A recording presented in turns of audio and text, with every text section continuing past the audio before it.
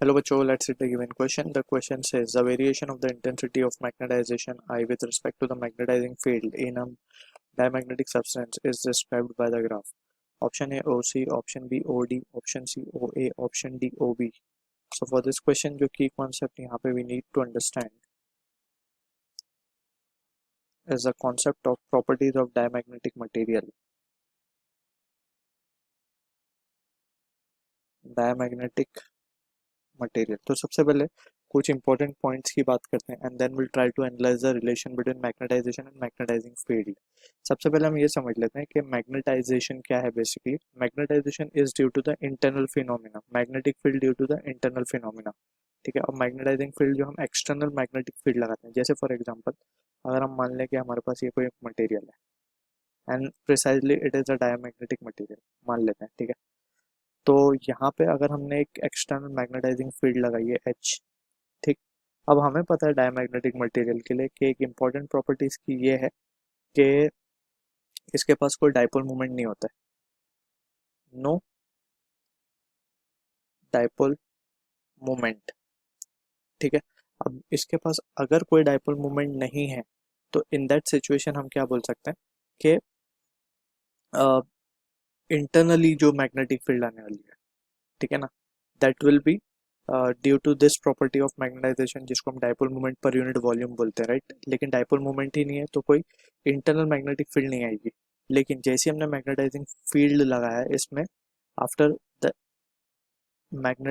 After magnetising field यानी कि H, after the application of H, इसमें क्या होता है, इंड्यूस्ड डाइपोल मोमेंट आ जाता है।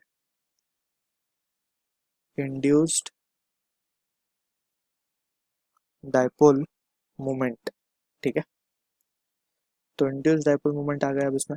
अब by according to Lenz law हमें क्या पता है कि ये जो डाइपोल मोमेंट इंड्यूस हुए होंगे अंदर, it will try to oppose the cause which has produced it. तो यानी कि ये डाइपोल मोमेंट जो भी प्रोड्यूस हुए हैं ये स्लाइटली अपोज करना स्टार्ट करते हैं किसको, मैग्नेटाइजिंग फील्ड को। यानी कि हमने इसका ऑलमोस्ट डायरेक्शन जो दिखाया डाइपोल मोमेंट का वो it is opposite to that of magnetising field almost, ठीक है ना। तो इस तरीके से जो है हमारा इंड्यूस डाइपोल मोमेंट आता है एक्सटर्नल मैग्नेटाइजिंग फील्ड की वजह से या फिर एक्सटर्नल फैक्टर की वजह से बोल सकते हैं हम, ठीक है। अब यहाँ पे एक चीज होती है, हमें पता है कि जैसे हमने यहाँ पे देखा कि एक रिलेशन होता है that is I is proportional to H. जितना ज्यादा मैग्नेटाइजिंग फील्ड होगी उतना ज्यादा मैग्नेटाइजेशन होगा, राइट। सो हम यहाँ पे लिखते हैं X equal to zeta times of H, where zeta is nothing but the susceptibility. Susceptibility, ठीक है। अब ससेप्टिबिलिटी के बारे में ही क्वेश्चन में अगर हम ध्यान से देखें, the variation of the intensity with magnetising field I versus H के बारे में हमसे पूछा गया। तो यहाँ पे हम रिलेशन निकाल सकते हैं, I upon H is nothing but it is the susceptibility, ठीक है। अब for a diamagnetic material susceptibility क्या होगी।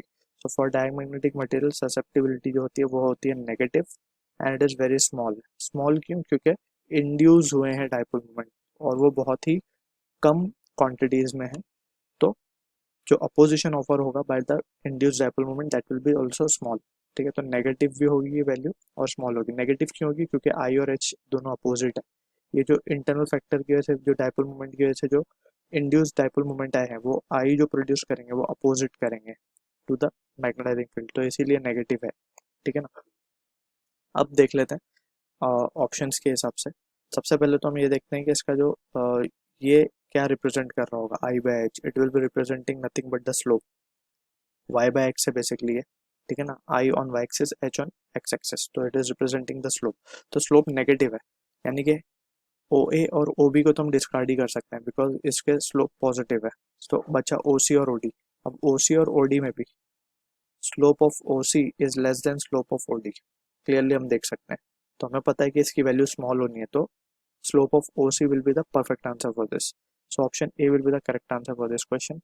So I hope you understood the solution. All the best.